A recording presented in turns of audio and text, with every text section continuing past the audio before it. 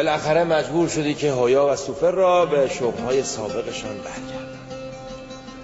با داشتن مسئولیت پیشکاری دیگر نمیتوانستم به شغل‌های پیشین خود کتابخوانی و سفره‌داری هم بپردازم. اگر اجازه دهید گزارشی از کارهای روزانه را به عرض برسانم. ما تو را به پیشکاری خود منصوب کردیم که غم چگونگی اداره امور قصر را نداشته باشی. تو نیازی به عرض گزارش نداری. ما به تو اطمینان داریم. امیدوارم لیاقت این همه اطمینان و اعتماد را داشته باشم. لیاقتش را داری.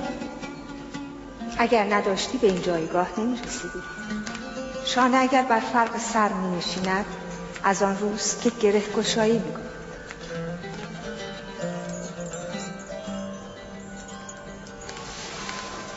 یوزارسیف هم در قصر مشکل گشاست و هم مورد اعتماد.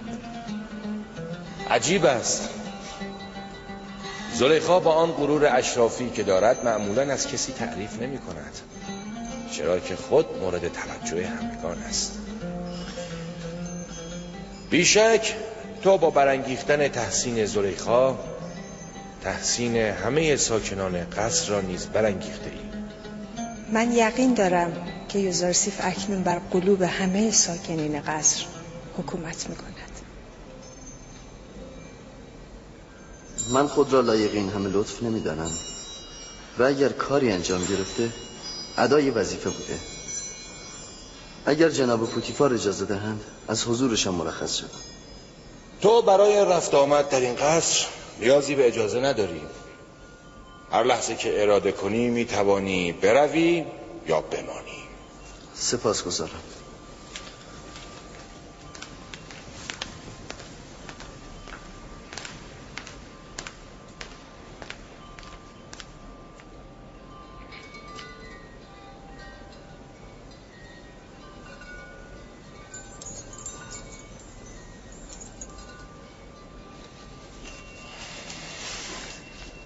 اتفاقی افتاده؟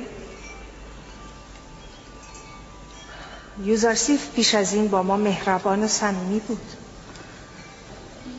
اما مدتی است که حتی نگاهش را از ما دریغ می‌دارد. اطمینان دارم هرچی که هست مربوط به شرم و حیای یوزارسیف است. و اینک کودک نیست. نگاه به چهره زنان زیباروی را دور از اخلاق و ادب می‌داند. من این رفتار او را اهانت تلقی می‌کنم. شاید بیم آن دارد که با نگریستن در چشمان زیبای زلیخا شیفته او شود. شما همیشه همه چیز را به مزاح می‌گیرید. من به جد گفتم. از تیر نگاه زیبارویان باید برحذر بود.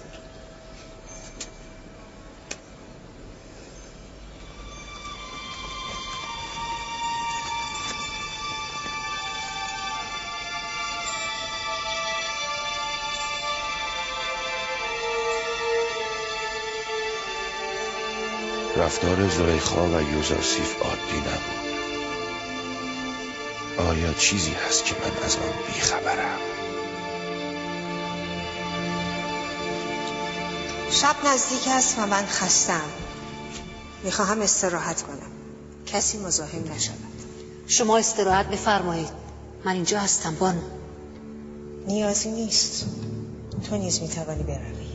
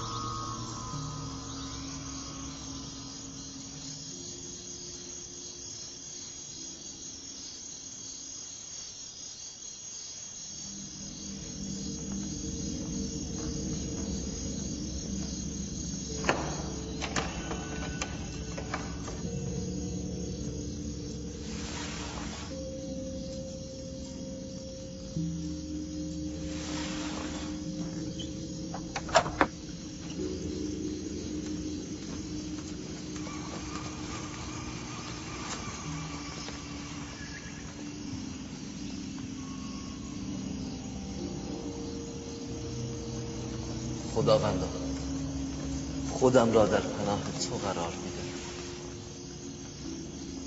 من ضعیفم و در برابر فتنه های شیطان وسوسه‌گر هیچ پناهی جسته ندارم.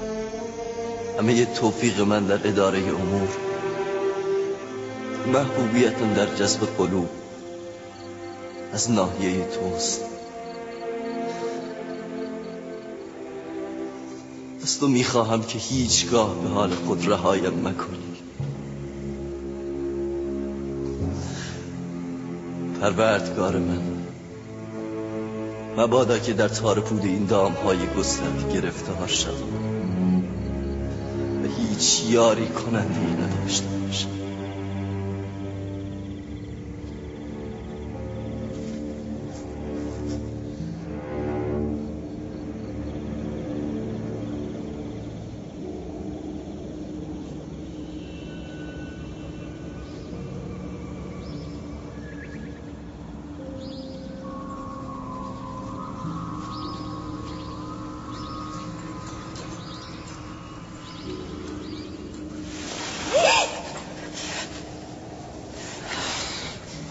خرفته کودن،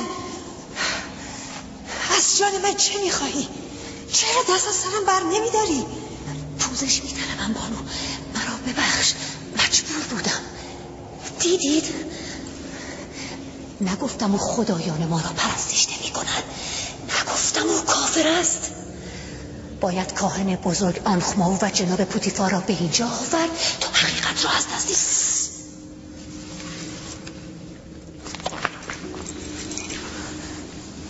اگر کلمه ای از ایمان یوزارسیف را جایی بازگو کنی و خطری برای جان او ایجاد کنی، خودم جانت را میگیرم. من یوزارسیف را زنده میخواهم، به ایمان او هم کاری ندارم. شنیدی؟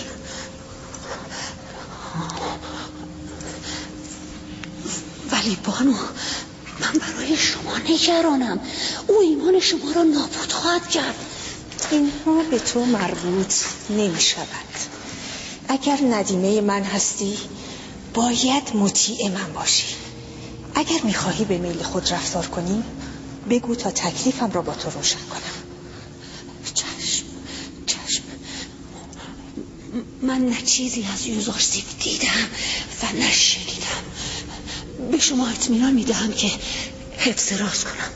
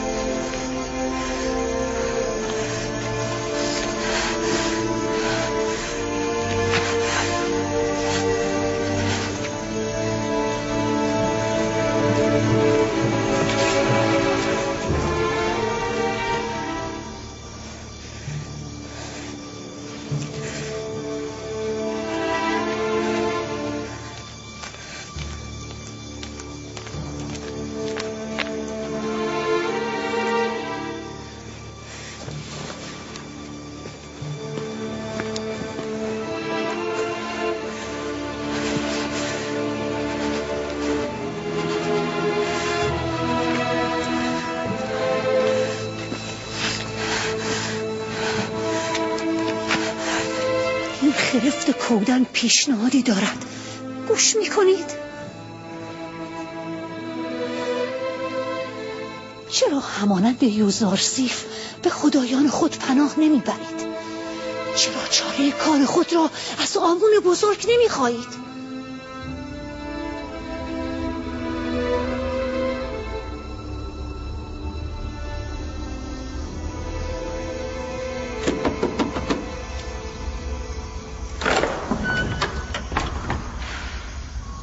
درود بر بانوی بزرگ. چه شده این وقت شب؟ برای عبادت آمده ایم.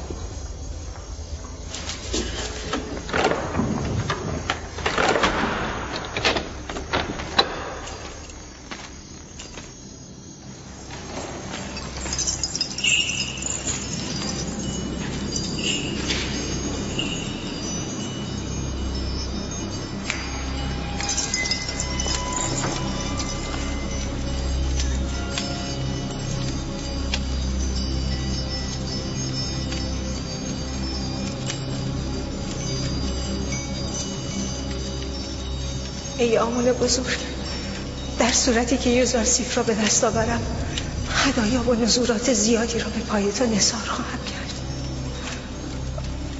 من جز تو خدایی ندارم، یاریم کن. من او را دوست دارم، او مال من است، زر خرید من است. کاری کن از فرمان من اطاعت کنم. چی شده است بانوی بزرگ؟ این وقت شب آمون خواب است. نباید در این وقت شب برای ایشان مزاحمت ایجاد کرد. به شما قول میدهم در صورتی که دعا کنید تا حاجتم برآورده شود هدایای زیادی تقدیم شما و آمون کنم. صبح هم میشد این تقاضا را از آمون کرد. این آمون را به امانت میبرم. میخواهم امشب با او راز و نیاز کنم.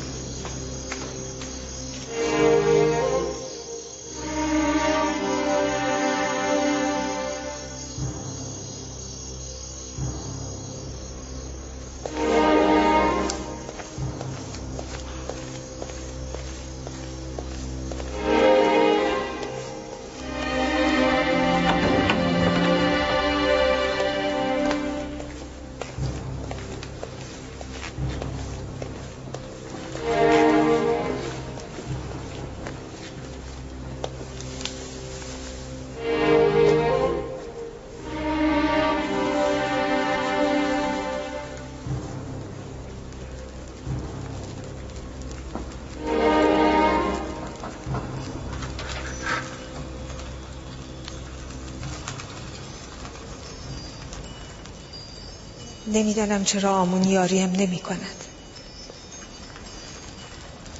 مگر من الهه معبد او نیستم؟ بانوی من، اگر یاری آمون نبود شما از این همه عزت و احترام برخوردار نبودید. آمون است که شما را بر همه زنان مصر برتری و بر همه اهالی قصر سروری داده است. چرا یاوه میگویی؟ کدام برتری؟ کدام سروری؟ مرا در نظر برده زرخرید چنان تغییر کرده است که گویی سرگینی متعفن هستم که حتی به نیم نگاهی نمیارزم. سروری بر قصر و شهر پیشکش مرا فقط بر این برده عبرانی سروری دهد، برایم کافی است. عجیب است، چرا این همه از خود ضعف نشان می دهید؟ شما بانوی این قصر و مالک یوزارسیف هستید. یک ارباب می تواند در مورد برده خود هر گونه تصمیم بگیرد. چرا به جای گدایی محبت از اقتدار و اختیار خود بهره نمی گیرید؟ به راستی محبت یک برده برای من چه ارزشی دارد؟ من خود او را می خواهم که بی تردید در اختیار من است و جرأت سرپیچی هم ندارد. ای آمون بزرگ، مرا در رساندن به این غلام عبرانی یاری کن. اگر عنایت فرموده مرا به یوزارسیف برسانی، 100 سکه هدیه به معبد آمون خواهم کرد.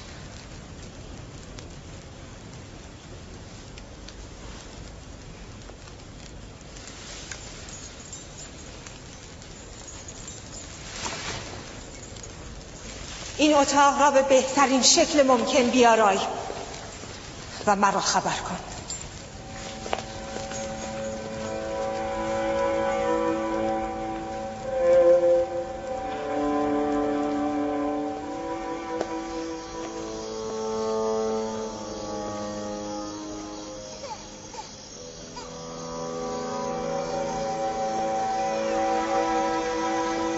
سیتنه دخترم، سیتنه سیتنه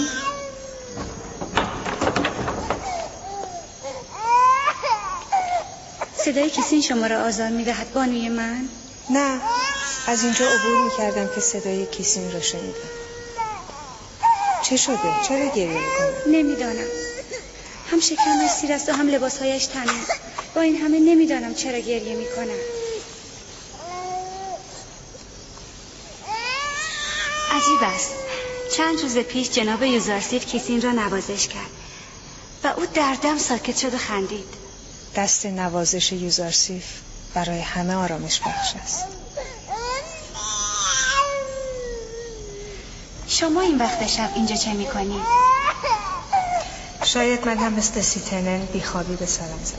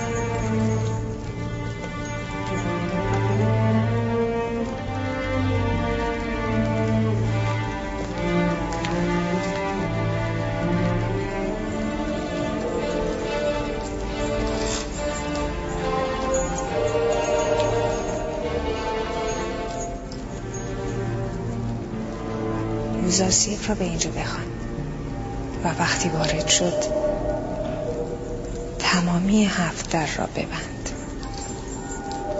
تاما و تیامنی و بقیه کنیزها و برده ها را هم از اینجا دور کن.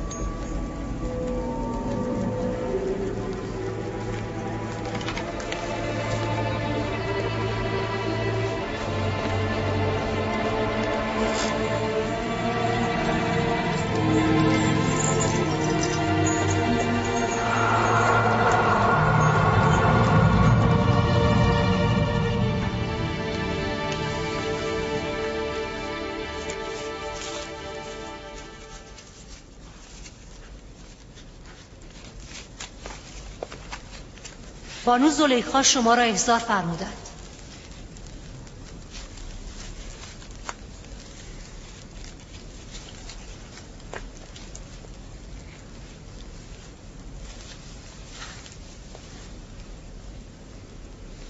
شما بروید خواهم آمد. پس من نزدیک راهروی 7 در منتظر شما هستم.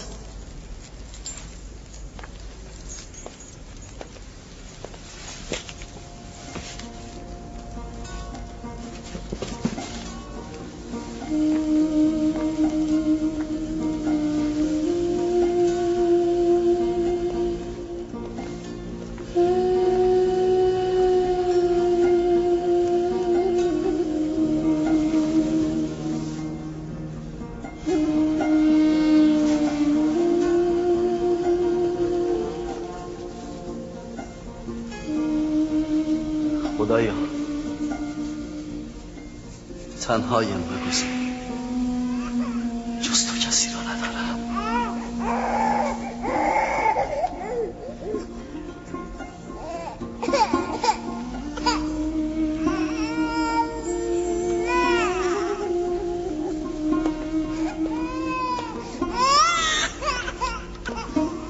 باز چه شده سیتنه؟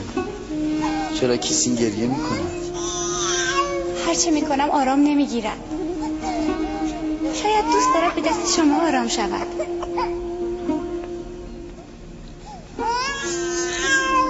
پس چرا آرام نشد؟ شاید این گریه و ناآرامی دلیل دیگری دارد. شاید روح لطیف او خبر از واقعی شوم میدهد.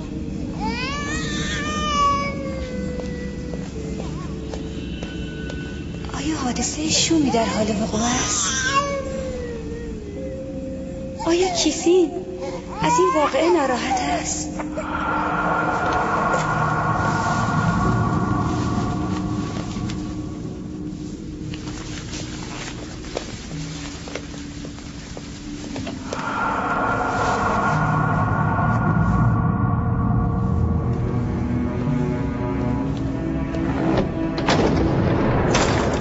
اینجا را که دیدی اتاق مخصوص میهمانان نورچشمی و خیلی نزدیک زلیخا و پوتیفار است. برای رسیدن به این اتاق باید از این 7 دری که ما گذر می‌کنیم گذشت. کلید این درها فقط در دست بانو زلیخاست.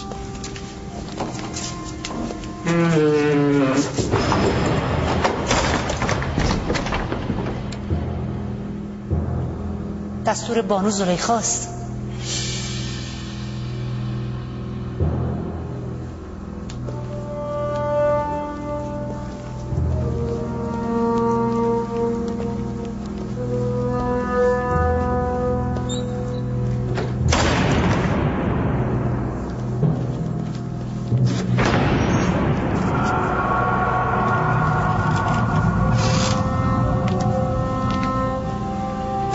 درود بر بانو زلیخا.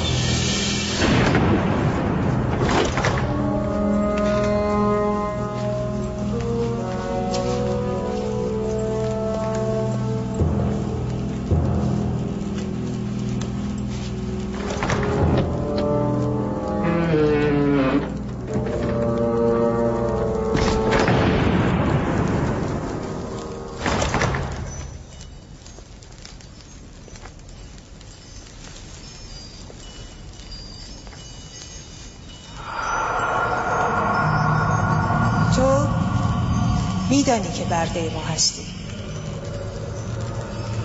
همینطور است.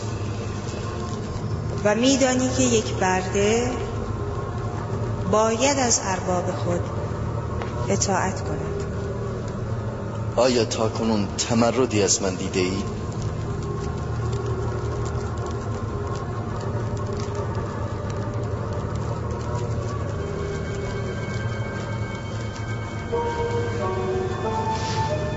امروز هم باید اطاعت کنی.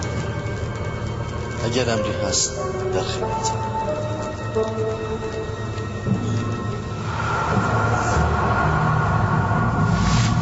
من خود را برای تو آماده کردم. پناه بیبرم من خدا. شما از من چه میخواهید؟ خیانت؟ من گفتم که از شما اطاعت خواهم کرد. ما خیانت با اطاعت متفاوت است. شما از من چه میخواهید؟ من از تو را میخواهم. شوی تو سالها به من محبت کرده و جایگاه مرا عزیز و رفیق قرار داده. حال به او خیانت کنم؟ من نیز از ابراز محبت به تو دریغ نکردم. من از شما و همسرتان سپاسگزارم. آیا توقع دارید که محبت‌های شما را با گناه و خیانت تلافی کنم؟ مدیون منی و باید محبت‌هایم را جبران کنی و به عنوان یک برده مجبوری از من اطاعت کنی. من که الطاف شما را بر من برانگیخت خالقم بود و من بیش از شما و پیش از شما مدیون و مرهون الطاف او هستم. خود را از اوج عزت به این ذلت کشاندم که تو را تصاحب کنم و دست بر نمی‌دارم. من گوهر نجابت و عصمت خویش را با عیش زودگذر معاوضه نخواهم کرد. غیر از من و تو کسی از این راز با خبر نخواهد گشت. خود را از نظر خداوند چگونه پنهان کنیم؟ تو از خداوندگار خویش بیمناکی؟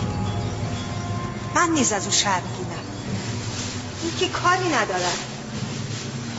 نمیتوانم نگاه‌هایت را تاب بیاورم. مرا ببخش آمون بزرگ. او دیگر شاهد گناه ما نیست. بیم من از خدای توانا و بینا و شنواست. بیم از آن تندیس فلزی نشانه بلاحت و سفاحت است. تو مرا سفیح و ابله میخوانی؟ من صدها چون تو را زیر گامهایم لگدمال میکنم. تو لیاقت پاک کردن سرگین اسبهای مرا هم نداری. آن وقت اطاعت از آمون بزرگ را نشانه سفاحت میدانی؟ من دستور میدهم و تو مجبوری اطاعت کنی، وگرنه همینجا تو را دفن خواهم کرد.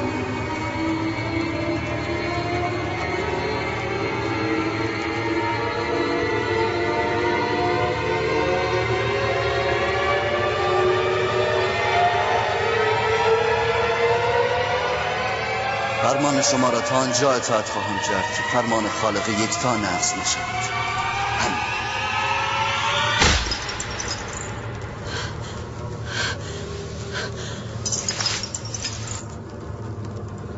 بهترین پاسخ تو تنبیه و مقابله به مصر است. مجازاتی سخت اسیر شهوت را از خواب غفلت بیدار می‌کند. ای نبی خدا، این پیامی از جانب پروردگار یکتاست. ما هیچگاه تو را تنها نخواهیم گذاشت.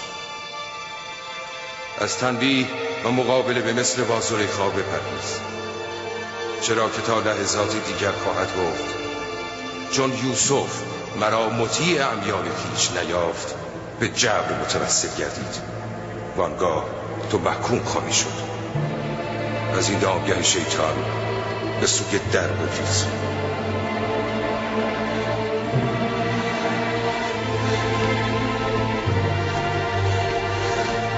ای نبی خدا، این پیامی از جانب پروردگار یکتاست.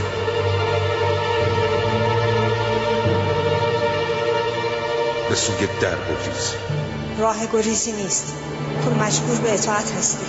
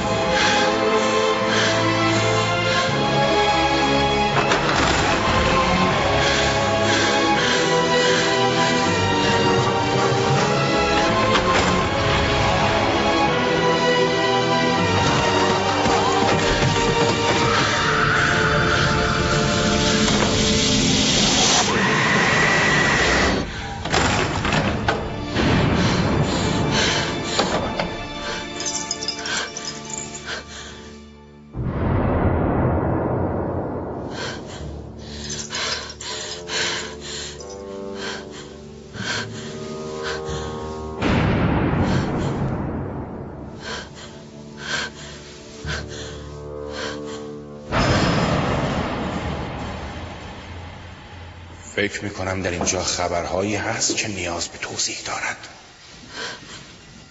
میشنوم یک نفر سخن بگوید. وای بر ما، پاسخ این همه محبت را میبینید؟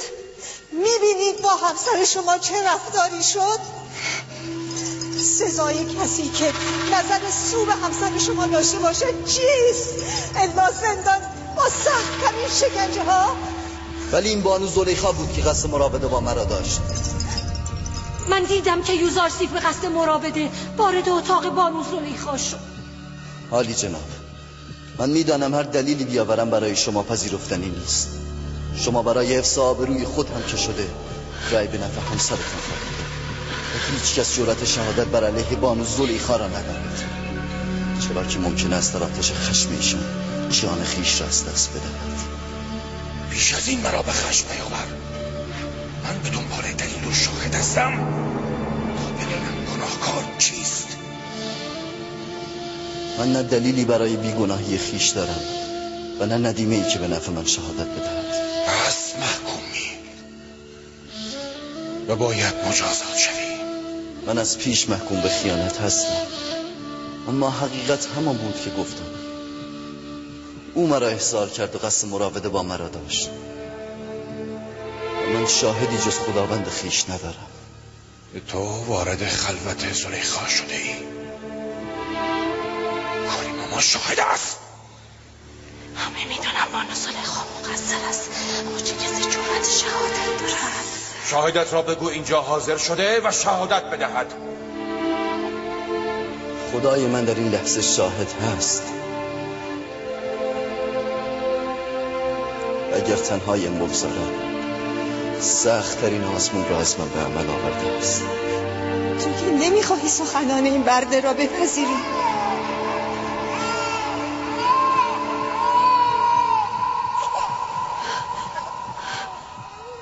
اگر بیگناهی خود را نتوانی ثابت کنی، همین لحظه جان خود را از دست خواهی داد. عالی جناب، من دیدم که یوزارسیف از راهروی قصر آمد و با کیسین، همین کودکی که همکنون صدای گریه‌اش را میشنوید، کمی بازی کرد و بعد وارد راهروی هفتر شد و در را بست. من در اتاق خود در حال استراحت بودم که او را بالای سر خود دیدم. فریاد زدم، کمک خواستم و او پا به فرار گذاشت. رودامون را به اینجا بخوان. یوزارسیف باید همینجا مجازات شود.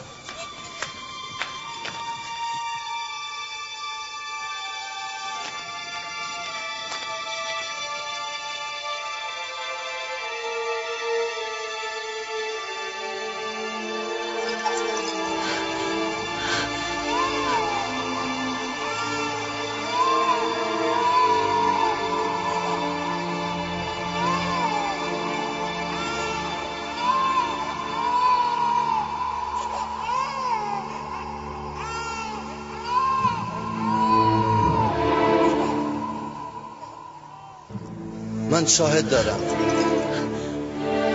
کجاست؟ شاهدت کیست؟ همینک او را احضار. حتما شاهدی را احضار خواهم کرد که نه من را میشناسد تا پشتیبانی کند و نه بانو را که دشمنی کند. او توتیوار خواهد گفت و اصلا نخواهد فهمید به نفع یا زیان چه کسی سخن گفته است. از طرفی از بستگان بانو زلیخاست. بیشک شهادت او باید به نفع بانو باشد. بگو کیست؟ پیش از آن که مجازات شوی او را احضار کن. شاهد من کودکی است که صدای گریه‌اش را میشنوید. تو مرا به تمسخر گرفته ای؟ از شما تقاضا دارم به پاس همه خدمتی که در حق شما کردم این کودک را به اینجا بیاورید.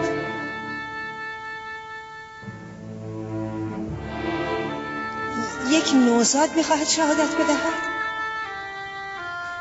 عمه‌زاده من؟ مانعی نیست. بگویید بیاورندش.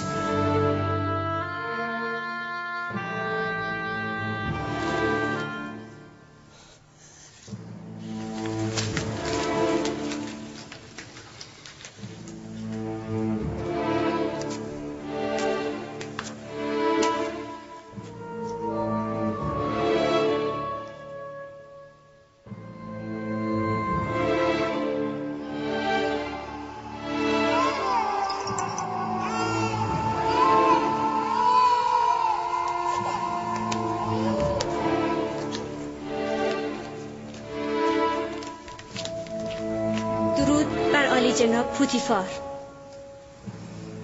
این دختر عمه من سیتنن و این هم کیسین. بگو شهادت بدهند. کیسین سخن بگو. آنچه خداوند به تو آموخته بگو.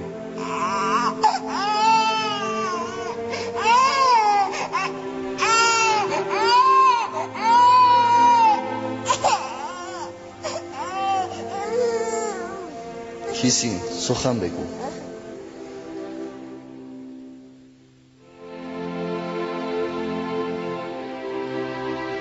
فرمان خالق یکتا کلام او را میگویم. اگر پیراهن از پیش دریده زلیخا بیگناه و یوسف گناهکار است و اگر پیراهن از پشت دریده شده زلیخا مقصر و یوسف بیگناه است.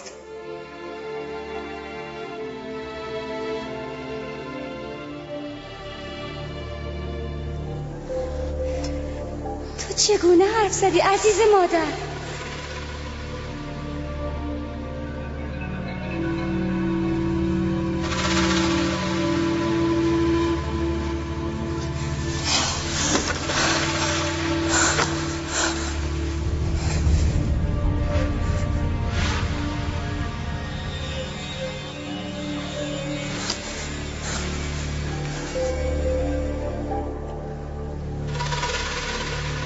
تو با گریه های خود میخواستی مرا فریب بدهی. به راستی که مکر شما زنان بسیار بزرگ است.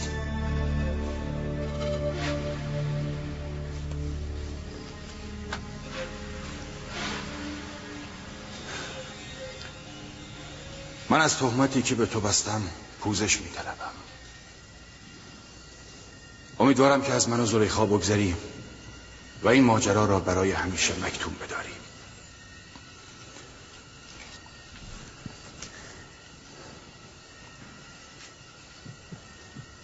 هیچ کس حق ندارد از این ماجرا با کسی سخن بگوید. اگر کسی این ماجرا را برملا کند به شدت مجازات خواهد شد. بروید.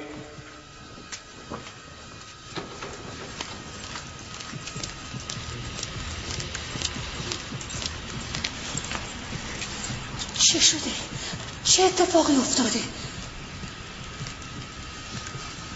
یک کودک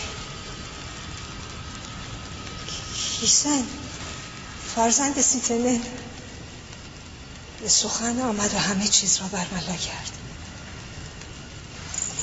اگر یک نوزاد میتواند سخن بگوید، اما گفت. آخر چگونه؟ من هم نمیدانم. یوزارسیف از او خواست و او به سخن در آمد. عجیبتر آن که کودک گفت به اذن خدای یکتا سخن میگویم. این سحر است. اگر حقیقت هم داشته باشد جادویی بیش نیست. یوزارسیف نه تنها ساکنان این قصر که این کودک را هم سحر کرد. هیچ کس جرأت شهادت علیه مرا نداشت جز این کودک. جادوگری است. یوزارسیف یک ساحر است و باید او را در بس کن کاری ماما.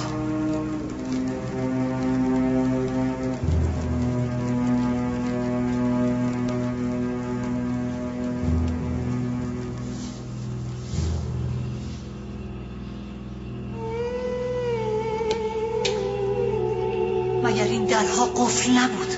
پس او چگونه گریخت؟ باور کردنی نیست.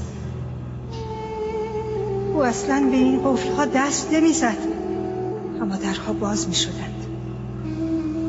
به خودی خود نگفتم او جادوگر است؟ جادوگر نه. من از کودکی او را بزرگ کردم. او هرگز نزد هیچ جادوگر و ساحری نرفت. پس این در، این کودک،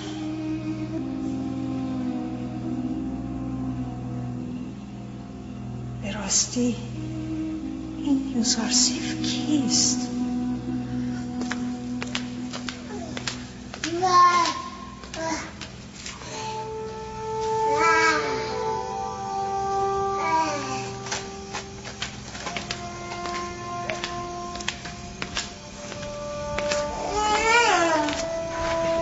ستیتنن؟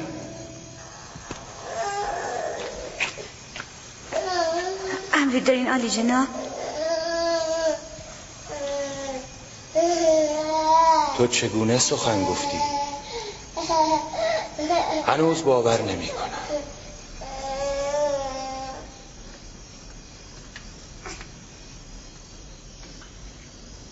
تو اینجا چه میکنی؟ چه شد که به قصر آمدی؟ من از ممفیس برای دیدن زلیخا به اینجا آمدم. نمیدانستم این اتفاق میافتد وگرنه نمی آمدم. تو برای دیدار دختر داییت زلیخا آمدی؟ چه اشکال دارد؟ از تو و فرزندت سپاسگزارم. اگر نبودید فریب زلیخا را خورده و دستم را به خون پاک و شریف این جوان آلوده می کردم.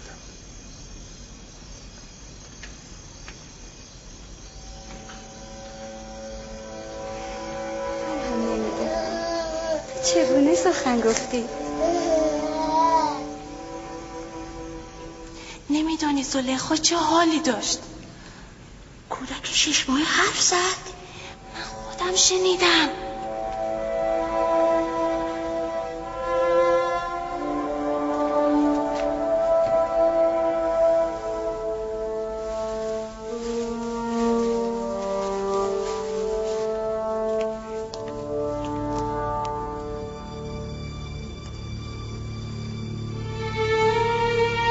اگر این خبر در همه جا پراکنده شود چه کنی؟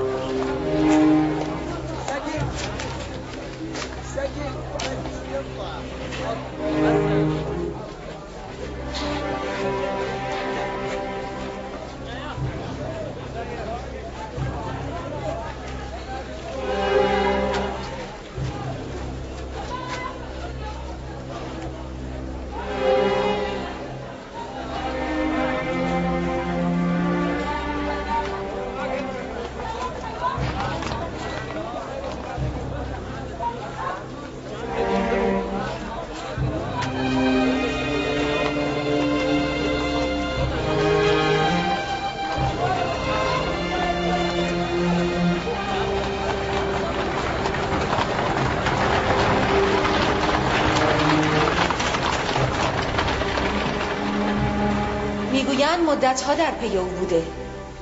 من خودم در قصر شاهد بودم. وقتی سخن از یوزارسیف به میان آوردم، زلیخا به شدت ناراحت شد و میهمانی را ترک کرد. همه شهر سخن از این رابطه میگویند. با آن همه کبر و غرور که هیچ مردی را لایق اعتنا نمیدانست، حال خود را به پای برده افکنده است. همسر آمون، خدای بزرگ مصر و الهه معبد، خود را اسیر یک برده ساخته، آن هم یک برده بیگانه گوسفند چران. این ننگ بزرگی است و باید عالی جناب آنخمو کاهن اعظم نیز از آن باخبر شود. زلیخا و پوتیفار نباید از این حادثه به راحتی عبور کنند. آری، حیثیت و اعتبار زلیخا و پوتیفار در گروه این حادثه است.